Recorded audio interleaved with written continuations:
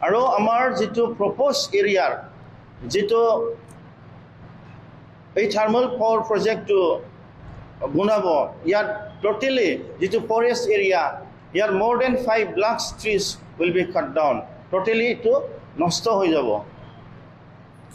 directly impacting the livelihoods and health care of the tribal people and the directly affecting the environmental. This is a hazardous effect to the health of the local people. It will greatly affect that. So our demands is very clear. We request the government of Assam and the government of BTC to immediately hold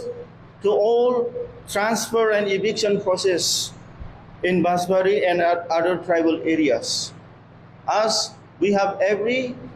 opportunity and every rights as per the 2006 Forest Dwellers Act. We have every rights to live in our areas where our forefathers have lived forever. Amar jitu machi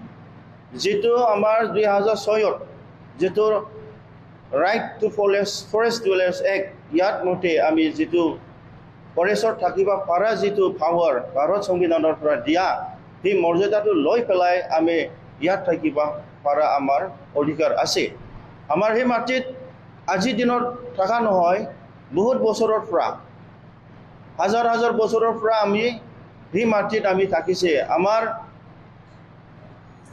forefathers ইয়াতে মৰিছে আৰু ইয়াতে জীয়াই থাকিছে আজি দিনত ইয়াৰ কাৰণে আমাৰ যি মাটিত আমাৰ যি ডিমান্ড হিটো লিগ্যাল ডিমান্ড আৰু ইয়াত কোনো ফোৰ্সফুলি আমাৰ অসম গভৰ্নমেন্ট BTC গভৰ্নমেন্ট এই আমাৰ পাট্টাটো ল'ব নোৱাৰে আৰু আমাৰ যিটো ডিমান্ড